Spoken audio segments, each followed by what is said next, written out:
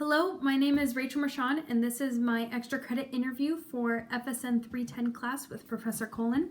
This is my mother, Trisha Marchand, and so let's just get started with the questions. So what does your child eat, or what do you feed your child on a typical day?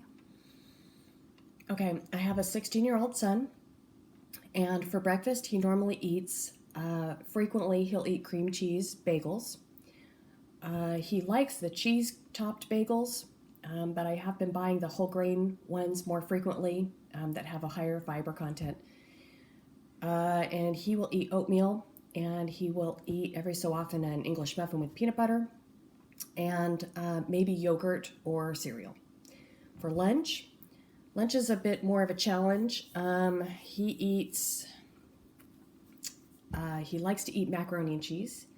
He likes to eat Lunchables. I don't buy them too frequently. He will eat peanut butter and jelly or turkey sandwiches, or I've even been buying those individual serving salad bowls that he takes for lunch. For dinner is probably his best meal of the day because I try to make it more balanced.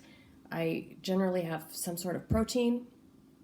We eat a lot of salmon, shrimp, chicken, or beef. We try to stay away from the ground products.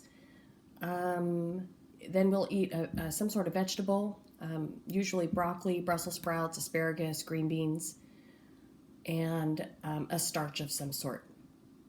I like to make brown rice versus white rice.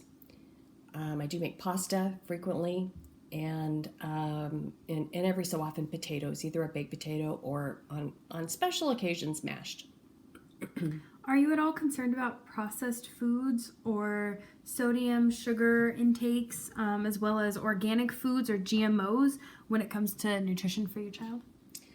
I'm not overly concerned about those. I think that we try to eat rationally and a wide variety of foods, so I'm not particularly concerned with those. I kind of keep my eye on the studies that come out because everything changes so quickly that if something were to come out that I would need to know about, I would want to make sure I knew it. And have you ever had any concerns, or do you currently have any concerns about childhood obesity or undernutrition? Not obesity. He's actually a pretty skinny little guy. I am concerned about undernutrition for a couple of reasons, because he doesn't eat a whole lot at mealtime, and so I'm concerned about how much snacking he does. And I'm definitely concerned about his calcium intake. He's lactose intolerant, and so he does not drink a lot of milk or dairy products. And it's a battle trying to make sure he's getting an adequate calcium intake. And so in order to meet that calcium intake, does he take any supplements, or does he take any other supplements as well? He doesn't take any supplements that I'm aware of. I've bought them a couple of times, and some of them have upset his stomach, so it's a battle to get him to take those. I have bought the little chocolate squares that are calcium supplements, and he just never eats those. I don't know how well they taste. He does take the lactase supplement, though, when he does need to eat dairy, and I try to get him to take a probiotic, too, just for general health benefits. And when you had him, did you breastfeed or formula feed, or did you do a mix of the two? I did breastfeed exclusively for the first 4 months. And at that time, I think the current recommendation was that you breastfeed exclusively for the first 6 months. And for some reason, his doctor at 4 months said, start feeding him. And I actually called in to a radio show asking the question if I should start feeding him solid foods at 4 months versus 6 months. And the radio guy just referred me back to my doctor, so he wasn't willing to take stand on it either way. So breastfed exclusively, then we started with cereal, then we added vegetables, and then finally fruit. Okay. And what are the other issues surrounding childhood nutrition today that concern you?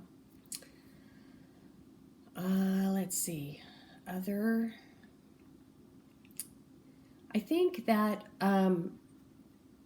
I think the biggest thing that I think about would be organic foods. I never was concerned about organic foods. I always washed my food pretty well, so I was not concerned about organics. But my family has had some issues with cancer and some autoimmune diseases. And I wonder if I had gone organic, if maybe that would have made a difference.